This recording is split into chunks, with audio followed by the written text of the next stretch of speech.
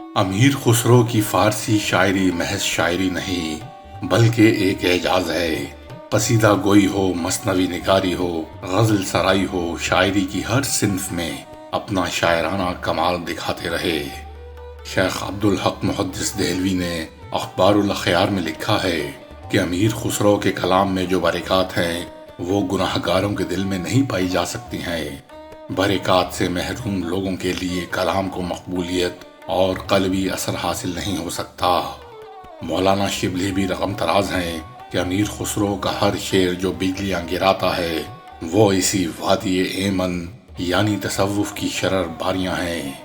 ان کے اشعار پڑھتے وقت ایسا محسوس ہوتا ہے کہ یہ خاص مجازی انداز میں کہے گئے ہیں، مگر اسی کے ساتھ یہ احساس ہوتا ہے کہ ان کے اشعار کیا ہیں، بلکہ بقول مولانا شبلی آگ سے دھواں اٹھ رہا ہے۔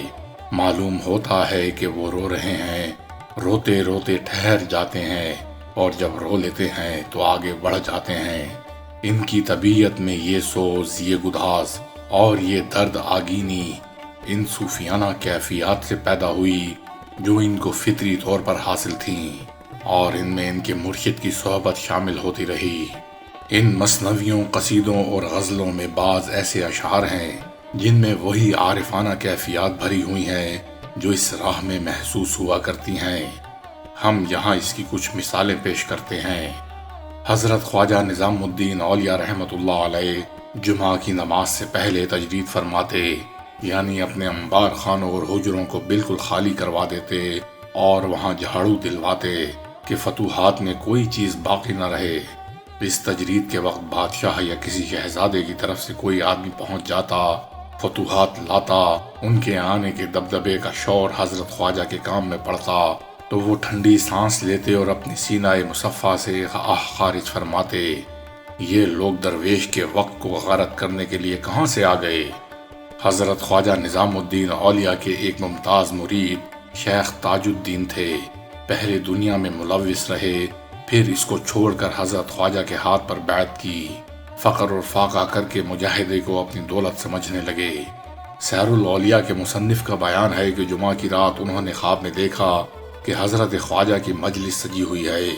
وہ وہاں حاضر ہوئے تو حضرت خواجہ نے ان کا ہاتھ پکڑ لیا اور فرمایا کہ تجدید بیعت کر لو۔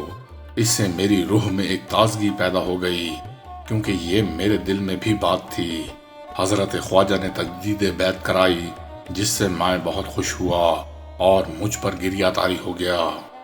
حضرت خواجہ کی یہ تعلیم تھی کہ اہل تصوف عشق الہی میں وقت گزاریں اور خواہم خواہ شہرت حاصل کرنے کی خواہش نہ کریں، ورنہ آخرت میں سزا پائیں گے۔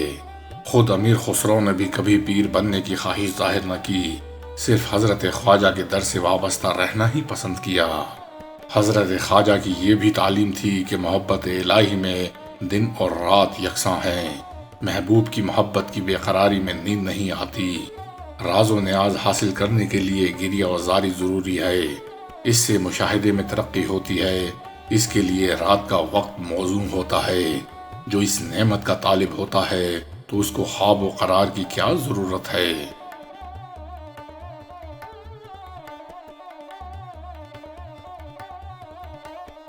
ایک بار حضرت خواجہ نے سوز عشق پر گفتگو کرتے ہوئے فرمایا کہ سینے کی آہ سے دریا بھی خشک و بیابان ہو سکتا ہے۔ امیر خسرو جہاں کہیں مسائل تصوف بیان کرتے ہیں وہ ان کی حالت کا آئینہ ہوتا ہے۔ اس پر بیان کا ایک خاص زور اور وضاحت کلام کا ایک لطیف انداز ایسا ہوتا ہے کہ حسن بیان پر بلاغت، بلاغت پر فصاحت اور فصاحت پر ہزار شیرینی قربان ہے۔ مسائل تصوف میں الہیات کا حصہ خاص اہمیت رکھتا ہے۔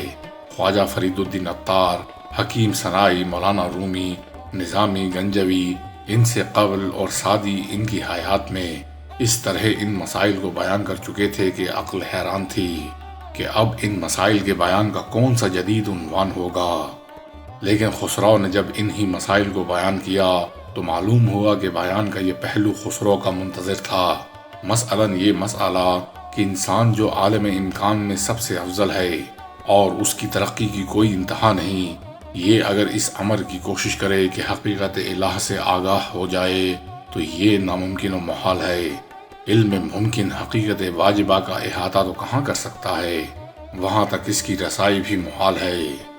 انسان کی عقل جد و جہد کرتی ہے، مقدمات ترتیب دیتی ہے، حقائق اشیاء سے بحث کرتی ہے، صفات و خواص سے آگاہ ہوتی ہے، قدم و حدوث کا مسئلہ تحقیق کرتی ہے، ان سب مراحل کے بعد ایک نتیجے پر پہنچتی ہے اور چاہتی ہے کہ اسے حقیقت الہ قرار دے۔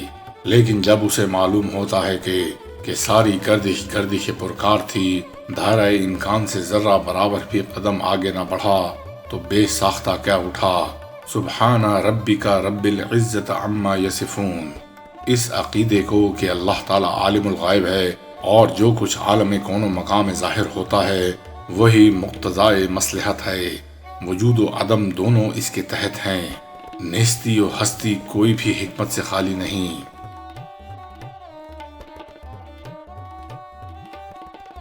تصوف میں الہیات کے بعد وہ مسائل ہیں جن کا تعلق سالک کی ذات سے ہوتا ہے۔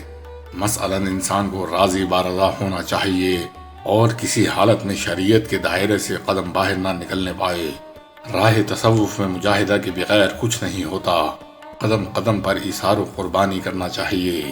دل کیا ہے، اس کی قدر کیا ہے، اس کی زندگی کیا ہے، اس کی موت کیا ہے، عشق کی شان کیا ہے، عشاق کی روش کیا ہے، عشق کا درجہ کیا ہے، ان باتوں کو اس وجد و کیف سے بیان کرتے ہیں کہ اگر ذرا غور کیا جائے تو دل روحانی سرور سے معمور ہو جاتا ہے۔ سب سے وسیع ترین تصوف کا وہ حصہ ہے جس میں عشق یا روش کی آمیزش ہوتی ہے۔ اس کی بنیاد حضرت سعدی رحمۃ اللہ علیہ نے ڈالی، جس پر ایک قصر عالی شان خسرو اقلیم نے سخن نے تعمیر کیا۔ بیان کی اس صفت میں خصوصیت کے ساتھ اس کا تخیل بہت ہی بلند پایا ہے۔ اپنے تخیل کو جسمانی جامہ پہنا کر اس طرح پیش کر دیتے ہیں جس سے ان کا تخیل باقی نہیں رہتا، بلکہ وہ گوشت و پوست و استخوان سے درست ملکوتی روح پھونکی ہوئی مورتیں ہوتی ہیں۔ اس درد کی وجہ صاف ہے، ان کو اہل دل و گروہ سے واسطہ تھا، ناسوت، ملاکوت، جبروت، لاہوت اور ان چاروں سے ماورا جو عالم ہے، ان کی سیر سے ان کی چشم بینا بصارت حاصل کیے ہوئی تھی اور انہی عالموں کی آب و ہوا میں ان کے قوائے باطنی نے پرورش پائی تھی۔ دل خستہ تھا اور آتش عشق سے برشتہ، زبان صرف دل کی ترجمان تھی اور خسرو بس دل کی سوختگی کچھ ازل سے ہی لے کر آئے تھے، جس کو چشتی نسبت نے اور بھی بھڑکا دیا۔ اس پر حضرت نظام الدین اولیاء کی توجہ ظاہری و باطنی جب پڑتی تو اس آتش کی شعلہ فشانی افسردہ دلوں کو بھی جلا کر خاکستر کر دیتی۔